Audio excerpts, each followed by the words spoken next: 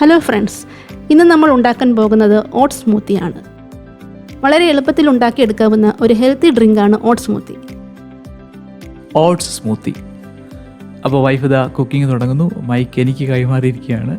Welcome to Ann's food corner. അപ്പോൾ നമുക്ക് തുടങ്ങാം. ഇതുണ്ടാക്കാനായിട്ട് നമുക്ക് വേണ്ട പ്രധാനപ്പെട്ട ഐറ്റം ഓട്സ് ആണ്.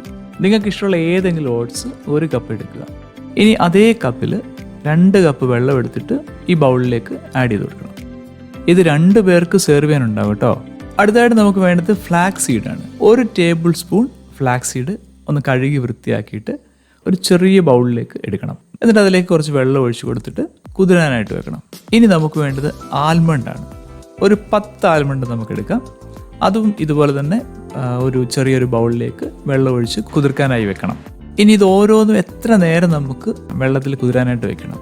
ഓട്സും ഫ്ലാക്സ് സീഡും ഒരു 15 തൊട്ട് 30 മിനിറ്റ് സമയം വരെ കുതിർത്ത് വെച്ചാൽ മതിയാവും. പക്ഷേ ആൽമണ്ടാണ് വില്ലൻ. ഒരു 8 മണിക്കൂർ സമയമെങ്കിലും ആൽമണ്ടിന് വേണ്ടി വരും. അപ്പോൾ നിങ്ങൾക്ക് സിറ്റുവേഷൻ ഉണ്ടെങ്കിൽ തലേന്ന് രാത്രി ഓവർ നൈറ്റ് ഇത് ഇട്ട് വയ്ക്കുക. ഇനി അത് പറ്റിയില്ലെങ്കിൽ തിളപ്പിച്ച വെള്ളത്തിൽ 1 മണിക്കൂർ നേരം ഇട്ട് വയ്ക്കുക.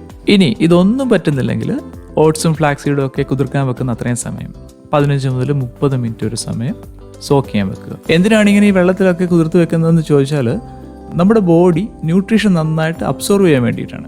ഇനി നമുക്കിതിൻ്റെ കൂടെ ഒരു ആപ്പിൾ തൊലി കളഞ്ഞത് വേണം. 4-5 ഡേറ്റ്സ്, ഈന്തപ്പഴം കുരു കളഞ്ഞ് കഴുകി എടുത്തതും വേണം. മതി, കഴിഞ്ഞു. നമ്മുടെ ഇൻഗ്രീഡിയൻസ് ഇത്രയും മതി. ഇനി ആപ്പിൾ ചെറുതായിട്ട് കട്ട് ചെയ്യണം. ആയുധം വെച്ചുള്ള കളിയാണ്, കൈമുറിയാതെ സൂക്ഷിക്കണം. ഇനി ഇതെല്ലാം കൂടെ മിക്സിയിലിട്ട് നന്നായിട്ട് ഒന്ന് അടിച്ചെടുക്കുക. ആൽമണ്ടിന് പകരം നിങ്ങൾക്ക് കാഷ്യൂനട്ട് വേണമെങ്കിലും ചേർക്കാം. ഇനി മധുരം കുറച്ചുകൂടെ വേണമെന്നുള്ളവർക്ക് കുടിക്കാൻ നേരം ഗ്ലാസ്സിലോട്ട് കുറച്ച് ഹണി കൂടെ ചേർത്ത് കൊടുക്കാം.